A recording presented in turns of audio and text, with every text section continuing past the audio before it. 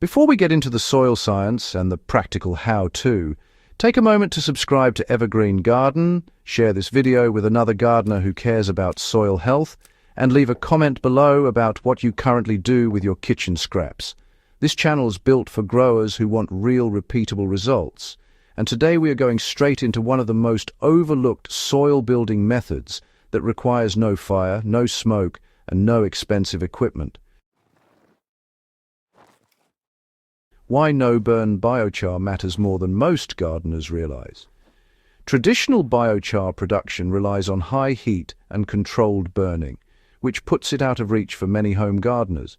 No-burn biochar changes that completely. Instead of fire, it uses biological and chemical processes to convert carbon-rich kitchen waste into a stable form of carbon that behaves like classic biochar in the soil. This matters because biochar is not fertilizer. It is a long-term soil structure builder. It creates microscopic pores that hold nutrients, water, and beneficial microbes for decades. In tropical and subtropical soils especially, where nutrients wash away quickly, this can be the difference between struggling plants and consistently productive beds. What no-burn biochar actually is and what it is not. No-burn biochar is not compost and it is not raw charcoal. It is partially carbonized organic matter that has been stabilized through fermentation, mineral bonding, and microbial colonization. When done correctly, it behaves like biochar by increasing cation exchange capacity, improving moisture retention, and buffering soil pH. When done poorly, it is just unfinished compost that can tie up nitrogen. The difference comes down to materials, ratios, and timing, not luck. The kitchen scraps that work best and why carbon matters more than volume. The best materials for no-burn biochar are high-carbon kitchen wastes, such as eggshells, coffee grounds after drying, avocado pits, nutshells, maize cobs, banana stem fibers, and even finely crushed charcoal from cooking, if it already exists. Soft vegetable peels alone will not work.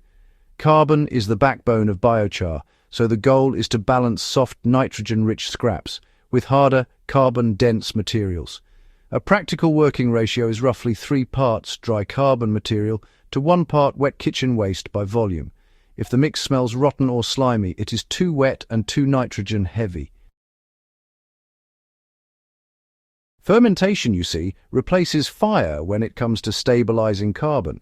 Instead of burning, no-burn biochar relies on anaerobic fermentation. This can be done in a sealed bucket, a clay pot, or even a heavy plastic container with a tight lid. The scraps are chopped small, mixed thoroughly and lightly moistened, but, never soaked.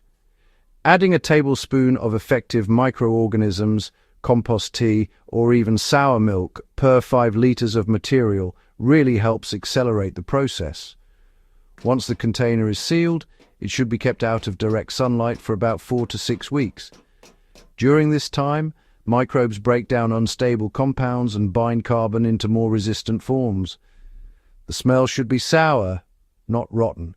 If it smells foul, well, that means air entered the system and the batch should be composted instead of used as biochar. Charging no-burn biochar is essential, so it actually feeds your plants rather than stealing nutrients from them. Uncharged biochar, whether burned or not, will absorb nutrients from the soil before releasing them. That's why sometimes gardeners notice yellow plants after adding raw charcoal. Charging is simple and honestly non-negotiable. After fermentation, the material is mixed with nutrient-rich inputs. A reliable ratio is 1 part fermented material to 1 part mature compost or worm castings. For liquid charging, you can soak the mix in compost tea, diluted urine at a 10:1 water ratio, or fish emulsion diluted according to the label instructions for 3 to 7 days. This step loads the pores with nutrients and microbes, so the biochar acts as a reservoir instead of a sponge.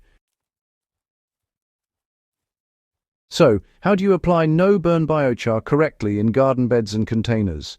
For new garden beds, no-burn biochar should make up no more than 5% of the total soil volume. In practical terms, that's about 1 litre of charged biochar per 20 litres of soil. For established beds, it's best applied as a top dressing and lightly worked into the top 10 centimetres of soil. In containers, the rate drops to 2% because pots already hold nutrients tightly. Mixing 1 cup of charged biochar into a 20-litre potting mix is more than enough. More is not better. Too much biochar can dry out soil and, well, slow plant growth. What gardeners actually notice after 1 season of use is, well, quite remarkable. Gardeners who use no-burn biochar correctly report improved water retention within just a few weeks. Beds stay moist longer after watering, which is honestly a real game changer. Plants show steadier growth instead of those unpredictable flushes and stalls. Over time, soils become darker, looser, and far more biologically active. You'll notice earthworms increase, fungal networks expand, and fertilizer requirements drop. The biggest benefit, though, shows up in poor soils. Sandy soils hold nutrients longer, and heavy soils drain better. This is not a quick fix, but a permanent upgrade.